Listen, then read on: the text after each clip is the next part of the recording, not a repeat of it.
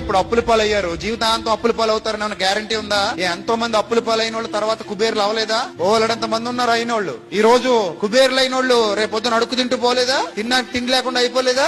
ఓలడంత మంది ఉన్నారు. అందుకే పెద్దలు అంటారు బళ్ళు వాళ్ళు అవుతాయట, వాళ్ళేమవుతాయట, బళ్ళు అవుతాయట. పరిస్థితులు ఎప్పుడు ఒకలా ఉండవు, గుర్తుపెట్టుకోండి. చాలా మంది పరిస్థితులు ఎప్పుడు ఒకలాగే ఉంటాయనుకుని చచ్చిపోతుంటారు బుద్ధిహీనులు. వర్షాకాలాన్ని చూసి చచ్చిపోతే శీతాకాలం రాబోతుందన్న విషయం గుర్తుకు రావాలి నీకు. శీతాకాలంలో చలికి చచ్చిపోతారనుకుంటే ఎండాకాలం రాబోతుందన్న వాస్తవం అర్థం కావాలి నీకు. ఎండాకాలంలో వేడికి చచ్చిపోతారనుకుంటే వర్షాకాలం మరలా రాబోతుందన్న విషయం నీకు అర్థం కావాలి. లైఫ్ అనేది ఒక చక్రం, ఎప్పుడు ఒకలా ఉండదు. 9 నెలలు సంతోషంగా ఉండి 9వ నెల పూర్తయ్యేసరికి ప్రసవ వేదన అనుభవించి చచ్చిపోవాలన్నంత బాధ అనుభవించి తర్వాత పిల్లాడి కేరమనగానే అన్ని మర్చిపోయేవాడిని ఎత్తుకుని ముద్దులెట్టేసుకుని నవ్వేసుకుంటుంది తల్లి. అంటే ఈ సమస్యలు, కష్టాలు, కన్నీళ్లు వస్తాయి, పోతాయి, ఉండవు.